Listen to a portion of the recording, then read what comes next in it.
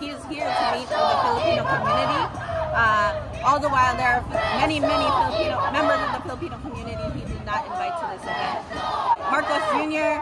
is here in San Francisco to attend the Asia-Pacific Economic Cooperation, where no doubt he will continue to sell the Philippines to the highest bidder, make backroom deals with other business leaders, with other foreign corporations that will prove to be detrimental to everyday Filipinos. Some of the things that are on the table are further deregulation of the labor industry, not just in the Philippines, but obviously in the Asia-Pacific region.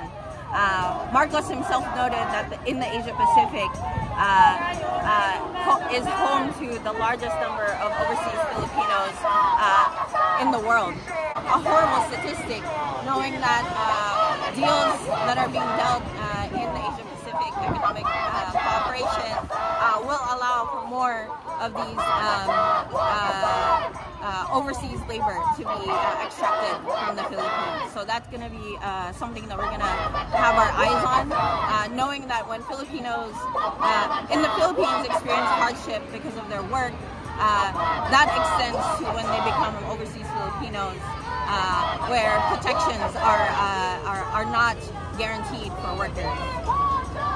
Marcos Jr.'s deals here, how it affects Filipino Americans, will really look like how it affects our relationship to our homeland.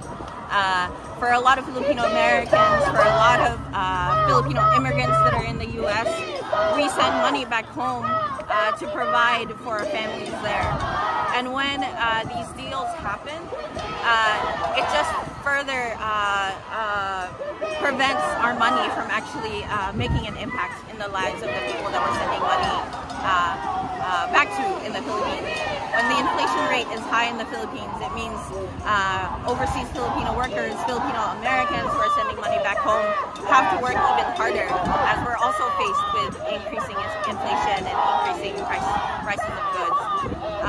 And for me personally, what it means is we'll be seeing less and less development of my homeland, right? I actually grew up in the Philippines. I was born and raised there, and I moved to the U.S. Knowing that in the Philippines we are so severely underdeveloped that many more people like me, many more immigrants like me, have to leave to find better opportunities elsewhere. And APEC, the Indo-Pacific Economic Framework, will just make that even more of a concrete reality for the millions and millions of Filipinos that are having to face these heavily deregulated industries, inflation and unemployment. Very pertinent to me as I call Portland, Oregon my second home. Marcos Jr., his administration and his business partners have been striking a deal with an untrustworthy nuclear company called NuScale that is based out of Portland, Oregon. What we know of NuScale and what it is promising is that through the transition into using nuclear power in the Philippines, the prices of electricity will go down. But what we're seeing actually is there is no proven use of NuScale's small modular reactors, and their stock prices have been bouncing up and down because of some shady deals that they've been dealing here in the U.S.